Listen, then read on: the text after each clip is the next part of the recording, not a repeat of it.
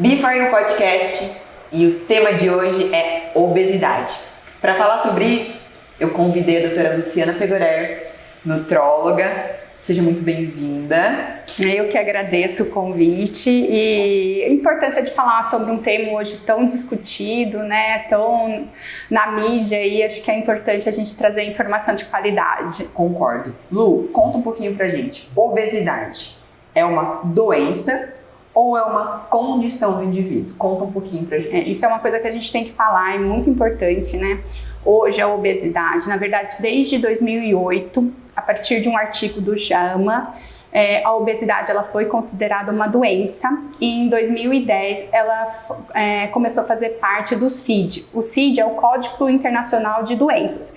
Então, desde 2010, ele faz parte do CID e é, sim, considerado uma doença. Uma doença crônica, que não tem cura, mas tem tratamento e controle. Isso é muito importante. Isso é muito importante, porque a gente ouve muito assim, né? Ai, é preguiçoso. Ai, é falta de vontade. Ai, precisa se dedicar mais.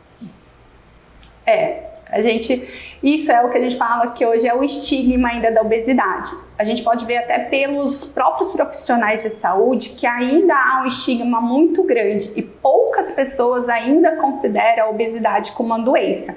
Considera às vezes ainda como uma condição do indivíduo, considera como uma preguiça do indivíduo, e não é.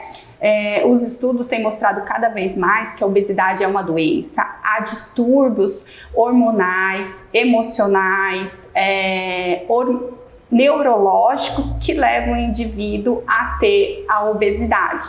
Desde a compulsão alimentar, desde transtornos alimentares, e que leva ele à doença, a obesidade. E a obesidade hoje está relacionada a todas as doenças, né? Um indivíduo obeso... Ela é um gatilho para outras doenças também, né? Exatamente. Então, a obesidade está associada a diabetes, a hipertensão, a esteatose hepática, que antigamente, que é a gordura no fígado, né? Que antigamente associava-se essa esteatose hepática só ao consumo de álcool, e hoje a gente tem a condição da esteatose hepática não alcoólica, que está associada a diabetes, à obesidade. E é muito importante, porque se você não cuidar e não tratar, essa esteatose hepática pode evoluir para uma insuficiência hepática e até uma cirrose. Então, são condições... Que é um quadro muito maior, né? Sim, muito mais grave, com comprometimento para o indivíduo. Então, a gente tem que... mesmo entre os profissionais de saúde, como eu estava falando, ainda há um estigma sobre a obesidade, considerando a obesidade como uma condição. E ela é uma doença e ela tem que ser encarada como, né?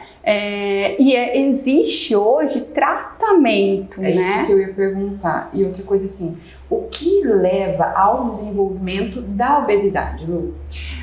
Ainda a gente não tem totalmente clareza dos mecanismos que levam à obesidade em si, mas a gente sabe que várias alterações, desde lá da infância, da adolescência, pode levar à alteração dos neurotransmissores nos centros da saciedade. Então, essa alteração do indivíduo não sentir saciedade, então tá o tempo inteiro procurando pelo alimento, que é aquelas compulsões alimentares que a gente vê, né?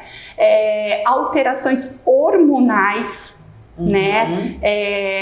Tanto de secreção de hormônios gástricos hoje, que a gente sabe, intestinais, como hormônios, alguns outros hormônios sexuais também está associada ao ganho de peso, né?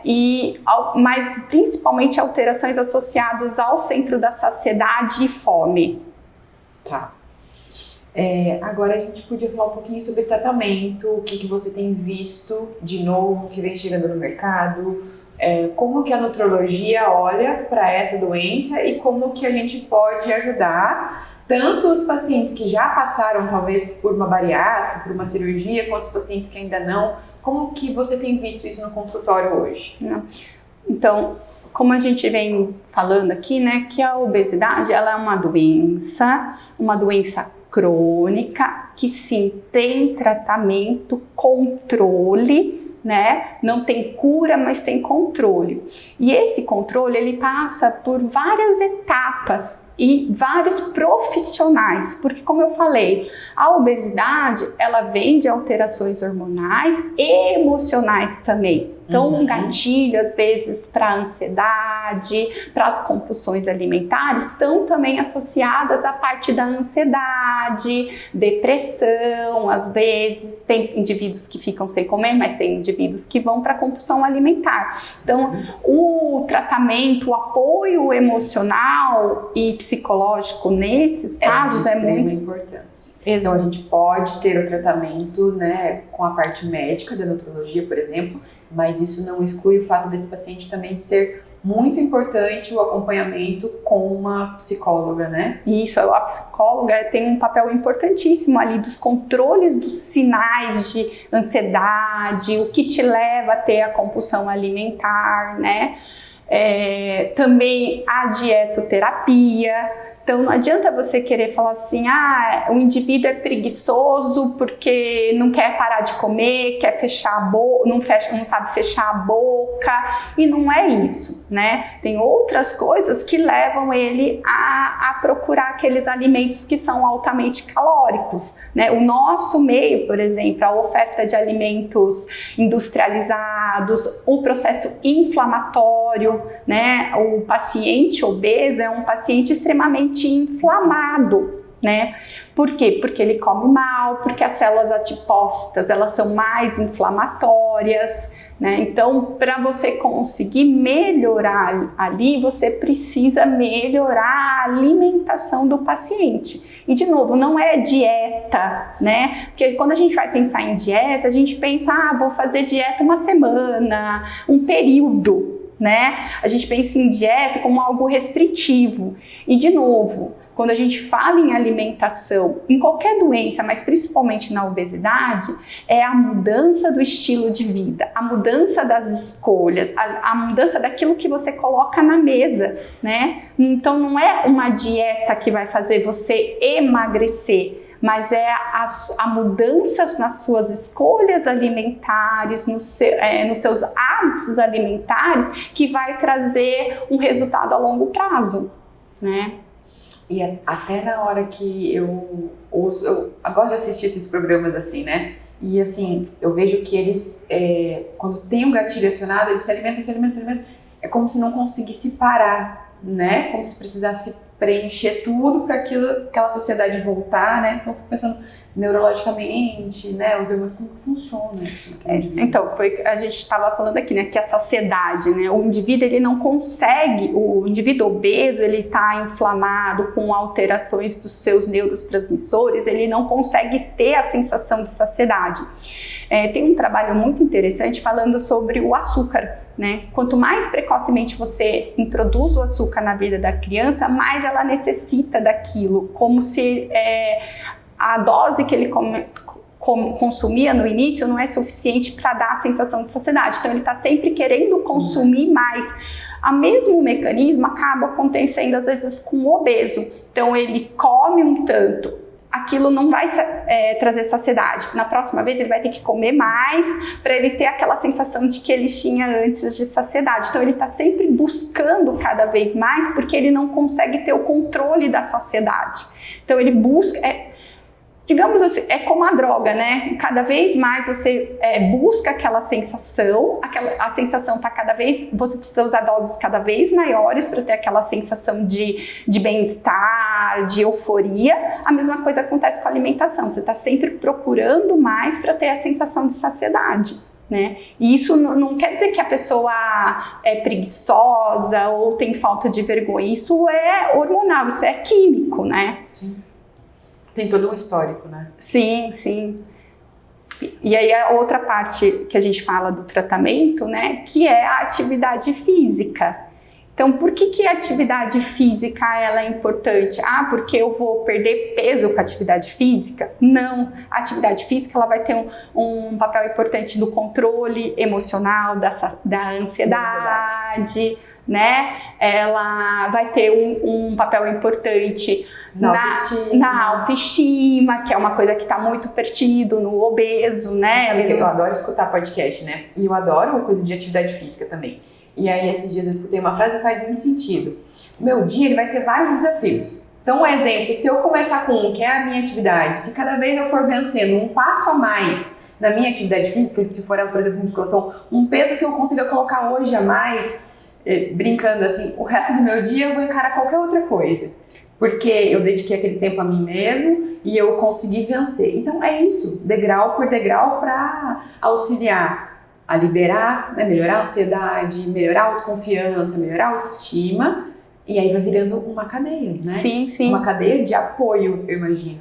E de melhora, né? Porque assim, quando o indivíduo procura atividade física, como você falou, e ele começa a conseguir vencer os próprios desafios, isso consegue nele dar um ânimo, né? Então ele está sempre buscando aquilo para melhora. Né? Além disso, a atividade física ela tem um papel também na alteração da composição corpórea, porque o que a gente vê no obeso? Às vezes a gente fala, quando a gente vai ver a composição corpórea, porque não é só um peso na balança, é do que aquele indivíduo ele é formado, né? Então a porcentagem de gordura é alta, mas um indivíduo tem uma porcentagem muscular, uma sarcopenia que a gente chama, é importante. Então ele tem peso, mas ele não tem musculatura, que é o que a gente chama hoje de obesidade sarcopênica. Então a obesidade é uma doença e a sarcopenia é outra.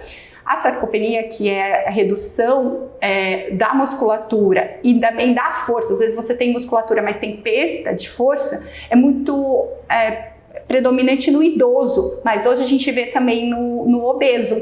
Tá? E a atividade física, ele tem um papel disso, de melhorar a musculatura, né, e diminuir a porcentagem de gordura. E aí, às vezes, nesse primeiro início de tratamento, onde você institui a dietoterapia, institui a atividade física, o paciente vem querendo perder muito peso. E às vezes, perder peso à custa de músculo é ruim, né? Então, às vezes, você mudar a composição corpórea, diminuir a porcentagem de gordura, mas melhorar a porcentagem de músculo é mais importante do que o peso na balança, né? Então, você passar isso para o paciente, orientar isso é muito importante para que ele tenha a ideia do tratamento, assim, de quais são as metas, porque às vezes o paciente vem querendo uma meta que não é alcançada.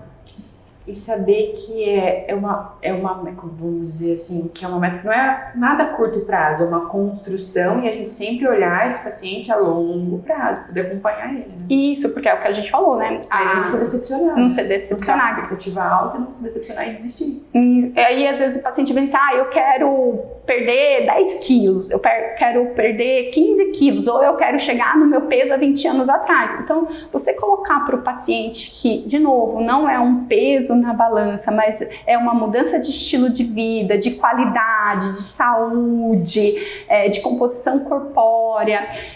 Os estudos mostram que às vezes a perda de 5 a 10% do peso já tem benefícios muito importantes para a saúde. Você reduz, às vezes, até 20%, 40% a chance de desenvolver doenças, por exemplo, como os acidentes cardiovasculares. Entendeu? Então, você diminuir você pensar que 10% do teu peso, você já está te protegendo 40% de você ter um infarto ou um AVC, isso é muito importante. Então, você colocar para o paciente isso e mostrar que a busca da meta não é só pelo peso, pela estética, mas pela qualidade de vida e pela saúde, é muito importante. Os benefícios para eles, esquece estética, isso vai vir como consequência devagar, aos poucos, né? Isso, e que como a gente já falou, é uma doença crônica, você vai ter que fazer o acompanhamento, ou digamos, não é o tratamento, mas a mudança de vida ser constante, é importante que ele consiga entender isso, assimilar isso, e não colocar metas que talvez não seja alcançado e que frustre e que faz com que ele pare o tratamento. Lu, e para os pacientes que já passaram por uma cirurgia, por exemplo? É importante também ter o acompanhamento pela nutrologia, não? Então, a cirurgia, ela é uma parte do tratamento da obesidade, assim como a medicação, que a gente já hoje a gente sabe, hoje temos medicações novas no mercado, né? Então, assim como a cirurgia e a medicação, elas são partes do tratamento, junto com a dietoterapia, com a atividade física, com o acompanhamento psicológico. Então, e como você falou, a cirurgia, ela não é o tratamento final da obesidade, ela só é uma etapa, uma parte do tratamento. Depois disso, você vai ter que fazer o acompanhamento, porque você pode ter o reganho de peso, que a gente chama. Assim como se você usar, porque as pessoas às vezes vêm com uma ideia assim, eu vou usar a medicação, eu vou emagrecer e pronto. E não é isso, de novo, a obesidade não tem tratamento, tem controle. Então, por que as pessoas ganham peso após parar a medicação? Eu parei a medicação, eu ganhei peso. Porque você parou o tratamento. A mesma coisa vai acontecer com a hipertensão e diabetes. Se você começar a tratar e você parar a medicação, você vai voltar a ter alteração do diabetes e da hipertensão. Isso quer dizer que eu vou ter que usar a medicação para o resto da vida? Não, às vezes você pode usar um período, melhorar, tratar outro, porque como a gente falou, como a obesidade é uma doença crônica, você vai passar por várias etapas durante, né? Então, às vezes, no primeiro momento ou por um período você vai precisar da medicação, depois você vai conseguir mais controlar com a alimentação e atividade física e com a psicoterapia. Talvez em um outro momento você vai precisar de novo de uma medicação. Às vezes a gente precisa associar as medicações porque o organismo, ele tende a se adaptar, né? Então, você usa 3 meses, você tem um resultado. Se você parar de fazer tudo, teu organismo vai voltar por aquilo que era.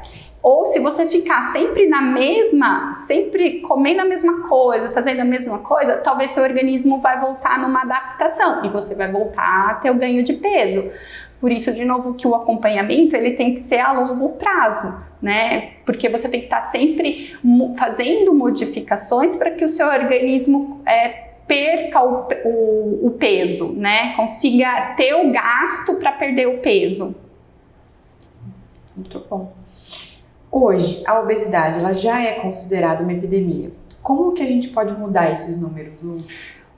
Eu acho que isso é uma discussão que a gente está tendo agora hoje na sociedade, ainda com a obesidade ainda é vista com muito preconceito. Sim, né? Concordo, por isso que a gente falou, é importante a gente falar nesse podcast sobre isso, conscientizar as pessoas, né?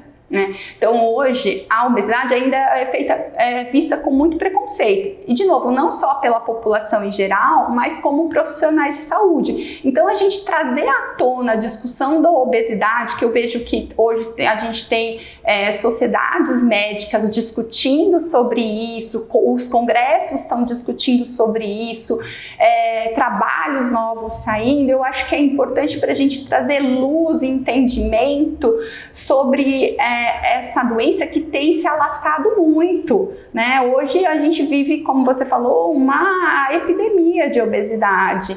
Hoje, mais de 40% da população brasileira é obesa ou sobrepeso. E isso tem também vindo muito na adolescência, nas crianças e na adolescência. Como a gente tem visto as crianças e adolescentes desenvolvendo a obesidade tão precocemente. E por que isso? De novo, a alimentação, né? Erros que são lá ocorridos nos primeiros anos da infância que podem fazer que seja um gatilho. A introdução alimentar, a importância. O aleitamento materno, vamos começar, né? Então, a gente sabe que hoje a obesidade, que começa já a desenvolver ali nos primeiros anos na pré-adolescência ou na adolescência, ela está intimamente ligada como você você foi nos seus primeiros anos de vida. E hoje a gente sabe até com a gestação, né? Então hoje a gente sabe que o que a mãe se alimenta tem influência no paladar da criança. Sim. Então uma mãe que já é obesa, que já tem um erro alimentar ali, ela já está passando uma predisposição. E uma predisposição, assim? Isso, para o filho desenvolver hábitos alimentares ruins. Aí o que acontece? Ela não consegue amamentar, né? Então o aleitamento materno hoje protege muito o paciente de desenvolver obesidade. Lógico, nem é toda mãe que consegue, existem problemas que faz com que a mãe não tenha possibilidade de amamentar, mas o desmame precoce que a gente vê é um dos fatores importantes que leva o indivíduo à obesidade, porque com a fórmula você tem uma ativação dos tecidos adiposos, esses tecidos adiposos, as células adiposas já aumentam de tamanho e já tem uma predisposição de acúmulo de gordura. Ah, é? Não sabia disso. É.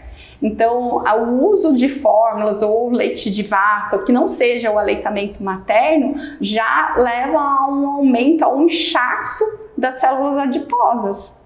Né? Então, olha como você amamentar... É um ciclo todo, isso, né? E aí, na introdução alimentar, né? Se a introdução alimentar for feita de maneira errada, na época errada, pode de novo levar o indivíduo a ter hábitos alimentares ruins, que é aquela criança que recebeu comida batida, né, que começou a introdução alimentar antes de ter os sinais de prontidão, que a gente chama, né, que você vai incentivar que a criança está pronta para aprender a mastigar, né, aí você começa a bater o alimento e aí a criança não aprende a mastigar. Não aprendendo a mastigar, ela não consegue comer os alimentos mais in natura, não consegue, então você está sempre tendo que bater, você está tendo sempre que amassar, porque a criança não aprendeu a mastigar no momento que deveria, né? E o outro fator é a introdução do açúcar precoce na vida da criança. De novo, a gente vem falar que o açúcar, ele é altamente inflamado, ele é altamente viciante, né? Então, você ofertar o açúcar muito precoce na vida dessa criança, você já está predispondo ele a ter essa necessidade de coisas mais adoçadas, de ter o açúcar na vida dele, né? Então, como a obesidade, ela está ligada lá desde o início. Muito mais fatores do que, né, somente agora estou me alimentando muito, não. Não tem um porquê muito antes. Isso, muito antes. Ó, a gente já falou da gestação, falou do aleitamento materno, falou da introdução alimentar, hábitos familiares, né? Como que você, na sua casa, você vai falar para o seu filho que ele não pode tomar refrigerante se você toma refrigerante na frente dele? A gente educa pelo exemplo. Educa pelo exemplo, né? Então, quando ele for um adolescente obeso, você vai falar para ele, você não consegue emagrecer, você não consegue parar de comer, se lá, quando ele era criança menor, você introduziu na vida dele hábitos ruins, né? Como família, como ambiente familiar. Né? Então, olha quantas etapas.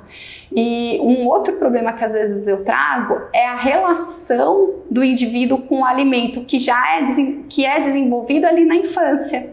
Come mais um pouquinho, você não está satisfeito? Então, o quanto a gente, como pais, acaba bulando a saciedade da criança, a gente não deixa a criança desenvolver a saciedade. Tá vendo? É verdade. Né? Você tá muito magrinho, come mais um pouquinho. Come para poder crescer. Come para poder crescer. Olha, você tem comida ainda no prato. Vem aqui, vamos fazer o aviãozinho, faz o aviãozinho. Então, isso são coisas que parecem inofensivas, mas que, na verdade, você está bulando o desenvolvimento da saciedade da criança. Por que a criança não é... Por que a gente, como adulto, acha que a criança não é capaz de sentir a saciedade? Por que ela não pode estar satisfeita? Porque a gente, como adulto, acha que sabe o quanto a criança necessita comer. Ela também sabe o quanto ela se sente satisfeita, né? Então, desenvolver a saciedade no período da infância é muito importante. Você dá a oportunidade para o teu filho para ele saber o que é uma saciedade, o que ele está satisfeito, né? E não forçar ele a comer mais, a dar com recompensas. Olha como a nossa relação com a alimentação tem sofrido distúrbios desde a infância. E aí você chegar para um indivíduo adulto que passou por tudo isso e falar que a culpa é dele ter ansiedade para comer, dele ter compulsão alimentar, dele não conseguir abrir um pacote e comer um chocolate só. Então, para a gente entender o quanto a obesidade e o desenvolvimento da obesidade é tão complexo e o quanto a gente precisa trabalhar aqui também no início para a gente tentar conter toda essa pandemia, essa epidemia que vem acontecendo. E a gente gravou um podcast com a Débora Maia, nutricionista materno-infantil, sobre introdução alimentar, que é muito legal para você também que está assistindo esse podcast de hoje, dá uma procuradinha lá, dá uma estudar. Pra você que é pai e mãe. Né? Não é? Então, pra gente começar a entender... A riqueza de informação. Isso. Então, a gente tem que... A informação, ela tá ali. Existem as informações de má qualidade, né? As informações que a gente sabe que às vezes levam aos absurdos, mas existe informação de boa qualidade, de profissionais bons, igual a Débora, que é uma nutricionista materno-infantil, que tem uma boa orientação. Então, buscar a orientação adequada, informação de boa qualidade, porque essa é a sua responsabilidade como pai e mãe também, né? Sim. Então, cuidar desde lá do início para que a gente consiga conter esse avanço da obesidade, né? Ainda mais hoje que a gente vê assim, crianças e adolescentes cada vez mais, tanto com comida rápida, eu vejo pelo lanchinho na escola, né? Que a gente adulto também quer, né? Deixar tudo mais prático, quanto também o mundo digital, que se você não estiver atento, deixa de correr, de brincar de uma amarelinha, de correr na rua, para ficar ali nas telinhas, né? Então, para a gente poder refletir sobre tudo isso juntamente com o nosso tema que é a obesidade, né, Lu?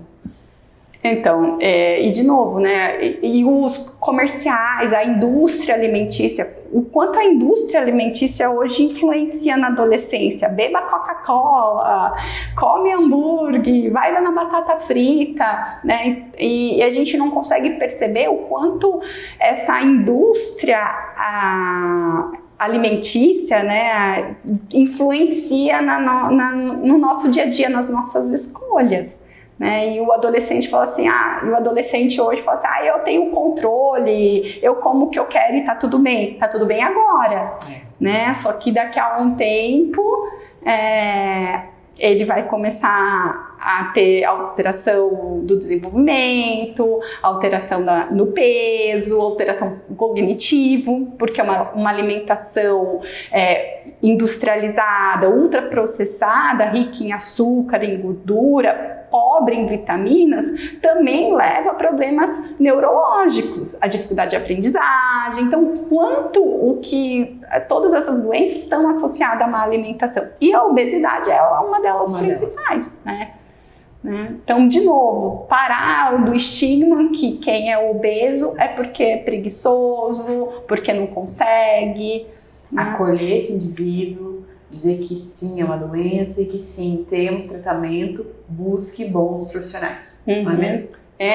E multiprofissionais, né? Às vezes um profissional só não vai dar conta, né? Então, de novo, a gente precisa associar a psicoterapia, a gente precisa associar um educador físico, né? A atividade física, a dietoterapia, a medicação, sim, ela faz parte. Hoje, graças a Deus, os estudos estão aí, tá saindo coisa nova, que vai ajudar muito nesse processo, mas de novo, ela é só uma etapa, né? Ela é só uma parte do tratamento da obesidade. Assim, de novo, como a gente falou, a cirurgia, ela é só uma parte do tratamento. Muito bom.